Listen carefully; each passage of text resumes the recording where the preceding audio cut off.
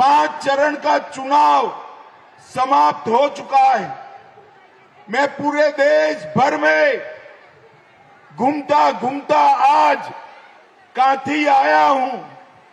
5 चरण का परिणाम जानना है क्या? अरे जोर से बोलो, 5 चरण का परिणाम जानना है क्या? तो 5 चरण का परिणाम जान लो। मोदी जी 310 सीट पार कर गए हैं।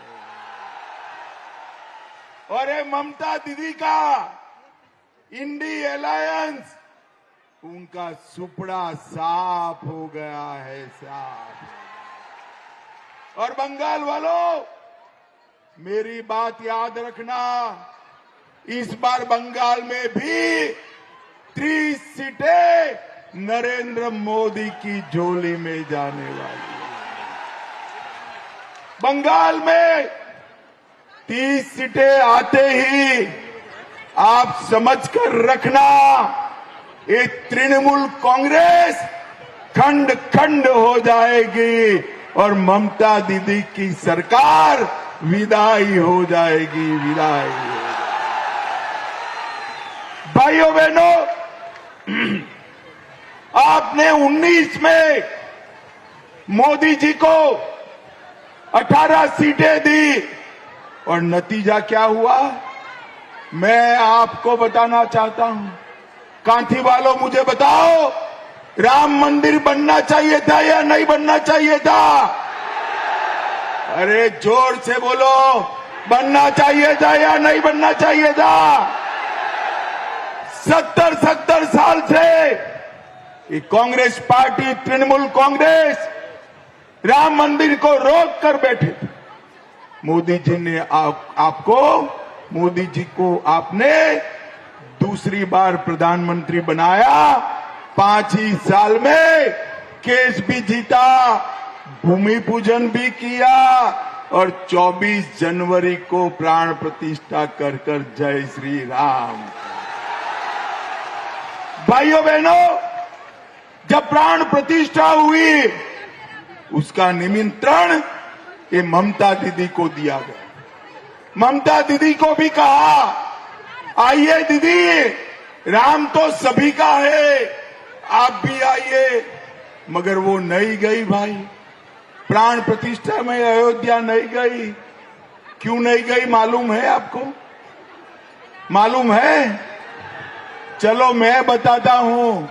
ममता दीदी प्राण प्रतिष्ठा में नहीं गई क्योंकि वो अपनी वोट बैंक से डरती है, वोट बैंक से डरती है। काठी वालों, आप लोग उसकी वोट बैंक नहीं हो। उनकी वोट बैंक कौन है मालूम है क्या? कौन है मालूम है? चलो ये भी मैं बता देता हूं। उसकी वोट बैंक वो घुसपैठिए है, घुसपैठिए है। उनके डर से वो नहीं गई। मगर मैं बताता हूं, हम एक घुसपैठियों से नहीं डरते हैं।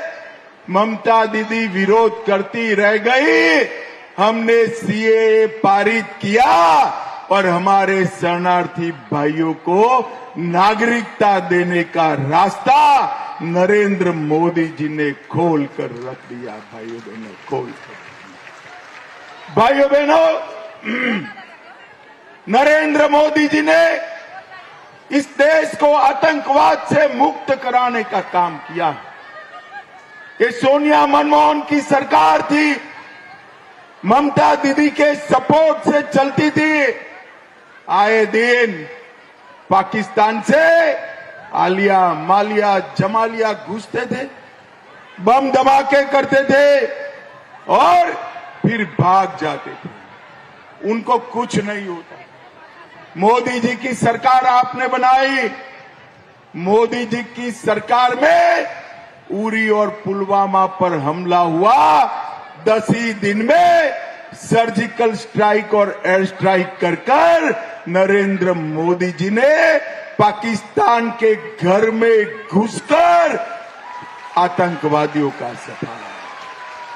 भाइयों बहनों, मुझे बताओ, ये पाक ऑक्यूपाई कश्मीर हमारा है या नहीं है? जोर से बोलो, है या नहीं है? ये ममता दीदी और कांग्रेस डराते। पाकिस्तान के पास एटम बम है। पाक ऑक्यूपाई कश्मीर की बात मत करिए। अरे राहुल बाबा, हम एटम बम से डरने वालों में से नहीं है। कांठी वालों, आज मैं बता कर जाता हूं, पाक ऑक्यूपाई कश्मीर भारत का है, रहेगा और हम उसको लेकर रहेंगे। भाइयों बहनों, अभी अभी ममता जी हार से जबरदस्त डरी हुई। कल मैं जैसे ही लैंड हुआ, एक एसएमएस मिला कि अपने शुभेंदु दा के घर पर पुलिस ने रेड करी है, रेड करी। अरे ममता दीदी, हम भाजपा वाले हैं, आपकी पुलिस से नहीं डरते। आपके मंत्रियों के यहां से, आपके मंत्रियों के यहां से रेड हुई, 51 करोड़ रुपया मिला। कितना मिला? जोर से बोलो, कितना मिला? और शुभेंदु के घर पर रेड हुई, 4 आना भी ममता दीदी को नहीं मिला। 4 आना भी। हम नहीं डरते हैं। ममता दीदी, आज मैं कांठी में कह कर जाता हूं, पुलिस का दुरुपयोग बंद कर दो, वरना बंगाल की जनता जो 1 2 4 सीटें भी देने वाली है, वो भी चली जाएगी, वो भी चली जाएगी।